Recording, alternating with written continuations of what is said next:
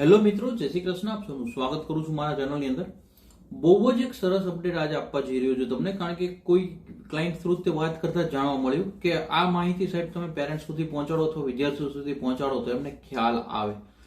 Normally બહુ સારો એક ક્વેશ્ચન કહી શકાય. અમે ઘણી વખતે કહીએ છીએ આવા આઈડિયાઝ અથવા થોટ્સ જો તમારી પાસે આવતા હોય તો કોમેન્ટ કરજો. આપણે લોકો સુધી પહોંચાડવાની કોશિશ કરશું. યુનિક થોટ છે અલ્ટિમેટલી કેનેડાનું જો પીઆર જોઈએ છે તો મારે શું ધ્યાન રાખવાનું અથવા તો મારે કઈ રીતે હું લઈ શકું Canada PR. Simple and sober દરેક લિસ્ટ આપું છું તમે લોકોને.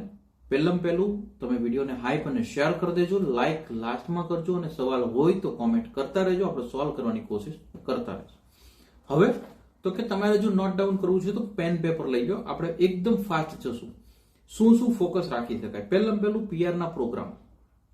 એક્સપ્રેસ એન્ટ્રી આવે છે, provincial nominee program PNPs, Atlantic immigration program એટલે કે AIP હોય. ત્યારબાદ આપણે જો જોઈએ તો કેનેડિયન એક્સપિરિયન્સ ક્લાસ, FSW એટલે કે federal skill worker program, federal skill trade program FSTP કહી શકો તમે. જે CRS ની અંદરમાં આવે તો કે ઇન્વિટેશન ટુ એપ્લાય આવ્યા પછી તે આપણે ITA જે કહીએ છીએ અને ત્યારબાદ આપણે ડ્રોનું સિલેક્શન લેતા હોઈએ છીએ. ત્યારબાદ જો આપણે જોઈએ તો QSW આપણે જોઈએ છે ક્યુબેક સ્કિલ વર્કર પ્રોગ્રામ.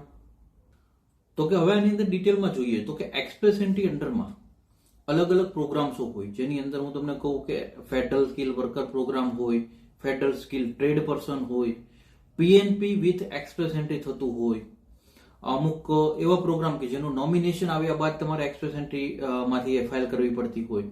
તો આ બધા એક્સપ્રેસ એન્ટ્રી રિગાર્ડિંગના પ્રોગ્રામો કહેવાય. ત્યારબાદ જો જુઓ તો તમારે PNP ની અંદર કોણ આવે તો કે મેનિટોબા છે. મેનિટોબામાં એક સ્પોન્સરનો પ્રોગ્રામ ચાલતો હોય કે જેમાં તમારું કોઈ રિલેટિવ હોય યા તો તમારું કોઈ ફ્રેન્ડ છે જે મેનિટોબા રહેતું હોય, એમની પાસે PR સિટીઝન્સ હોય તો એ સ્પોન્સર કરીને પણ તમને PR માટે બોલાવી શકતું હોય. ત્યારબાદ આપણે સાસ્કેચુઅન જોઈએ તો SINP સાસ્કેચુઅન નોમિનેશન ઇમિગ્રેશન પ્રોગ્રામ હોય છે, તો SINP ચાલતું હોય. ક્યુબેકના અલગથી PNPs ચાલતા હોય કે જેમાં ક્યુબેક સ્કિલ વર્કર પ્રોગ્રામ હોય. ત્યારબાદ જો આપણે જોઈએ તો અમુક BCPNPs ચાલતા હોય છે, જે એમ્પ્લોયર બેઝ પ્રોગ્રામો હોય, અમુક ઓન્ટારિયોના પ્રોગ્રામો ચાલતા હોય છે. આ રીતના પ્રોગ્રામો જે છે તમારે તમારા બકેટ લિસ્ટમાં રાખવા પડે. હા, દરેકની એલિજિબિલિટી અલગ હોય.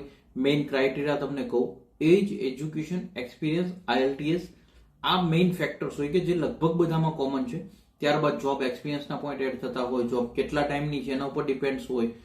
આ રીતે તમારું જે આગળ પ્રોસેસ ચાલતી હોય એ પ્રકારના પ્રોગ્રામ ચાલતા હોય.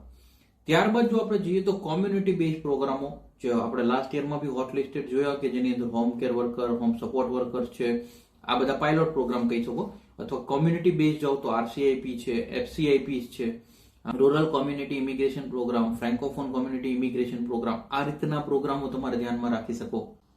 ત્યારબાદ AIP પ્રોગ્રામ એટલે કે એટલાન્ટિક જે રૂરલ પ્રોગ્રામો ચાલતા હોય. હવે AIP પ્રોગ્રામો જો આપણે એટલાન્ટિક પ્રોગ્રામોની વાતો કરીએ તો આની અંદર હું તમને કહું, ન્યૂ બ્રોન્ઝવિક છે, ન્યૂ ફાઉન્ડલેન્ડ છે, લેબ્રાડોર છે, પ્રિન્સ એડવર્ડ આઇલેન્ડ છે, અથવા નોવા સ્કોશિયા છે.